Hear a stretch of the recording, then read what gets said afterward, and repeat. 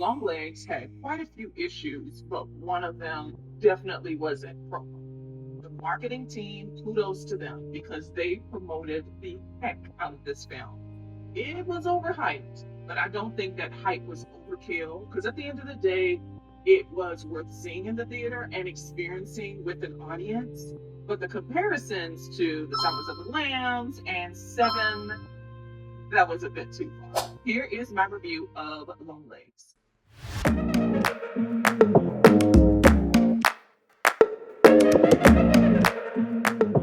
First of all, the promos had Longlegs being the best horror film in the last 10 years, and I would disagree. I saw Talk to Me last year. That was a really good horror film. And the year before that, I saw Smile, which I think was very effective. This cinematically is an achievement. I believe it is beautiful to look at. And I think that director Oswald Perkins, for the most part, did a fantastic job. I love that he has his own signature, distinct style that is not anchored to his father's legacy. His father was Anthony Perkins. He has his own style. He even got kudos from Jason Blum. So I think the horror genre is in good hands with him. He also wrote this film.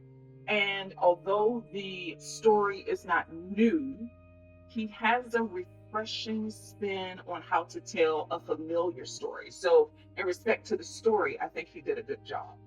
Where the film loses me is the character arc of the main character, which I'll get into, and the comparisons. Once you compare this to an Oscar winning film, I can't get that out of my head. Oscar winning films. Seven as one of the best procedural mysteries. You're comparing this movie to that. That's a lot to live up to. As well as The Silence of the Lambs, with the Oscar worthy performances of that film and how the story develops.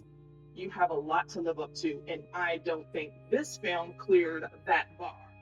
Longlegs is a crime thriller with supernatural and horrifying elements, and it's centered around Micah Monroe's character. She plays FBI agent Lee Hawker, who is pursuing a serial killer case involving an occult leader who uses the dolls that he makes to possess the families he donates them to. Nicolas Cage plays the occult leader, and he is so terrifying, not just with his presence on screen, but all of the suspense leading up to his physical on screen presence. And he does it masterfully. It's as if he was born to play this role. His character elevates the film for me.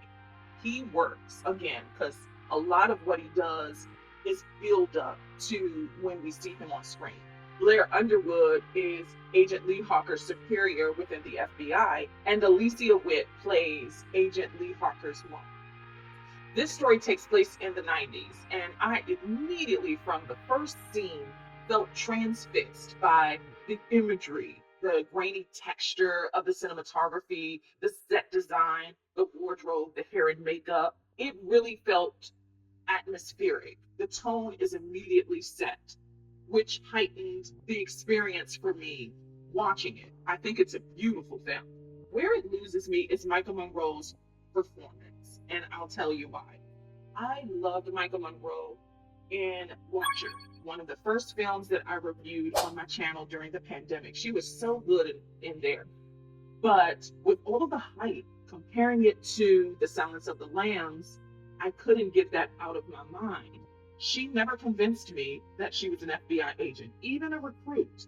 When we meet Clarice Starling, when we meet her conditioning her body physically and mentally to become a CSI agent, a forensic scientist, if you will, we follow her on the development of her character. And Jodie Foster playing Clarice Starling dug deep.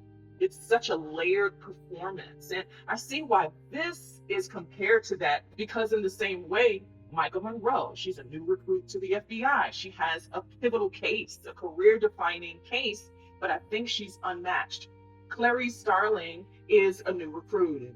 She has this case and she's being used to lure information out of a serial killer. She's a pawn, if you will. She's dangled like a carrot. And I feel like that is the end of the comparison, because in this film, Longlegs, I don't feel like Micah Monroe's character was that layered. She seemed to be a step behind and unmatched for something like this. And maybe that's supposed to work for this story, but it doesn't when you get to the third act. This is a chaptered film. And by the third chapter, all of the suspense building, all of that, the terrifying elements just built in a decrescendo that I feel felt flat by the time I got to the third act. A lot of times she's drawing her gun, she doesn't shoot it, she seems too nervous, too late in the development of the character arc that we're following. On that journey with her, she still feels like the time when we met her. When she shoots, I will admit, she really shoots, but a lot of times she's not even using it. It didn't make sense to the character development, I'm saying. She's just too nervous for too long, and she's so unmatched for so long, and she learns who it is so soon, but then she's not doing enough about it to make the story feel realistic, or it didn't really have any realism.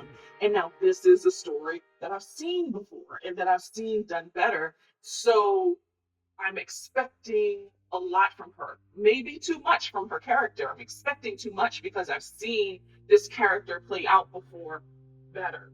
So that was the problem I had. I think it was good to drive audiences by using two films that a lot of people, not just cinephiles, love, Se7en and The Silence of the Lambs. But if you can't live up to that hype, that's going to adversely affect the film for people like me who sees a lot of these films and have a lot to compare it to.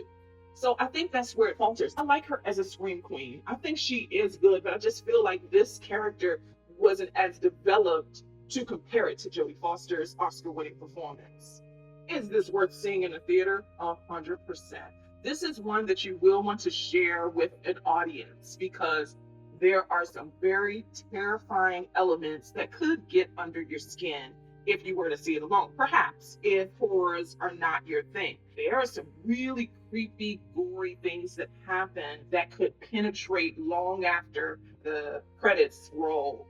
You may still feel it penetrating in your spirit. So I wouldn't advise that you see it alone. It is better to share it with an audience, but maintain expectation, because if you love Se7en, if you love The Silence of the Lambs, this doesn't clear that bar. This is a recommendation for me, but again, lower just a bit so that you can enjoy the film for what it is and not for what it's compared to. At any rate, Longlegs is currently in theaters now.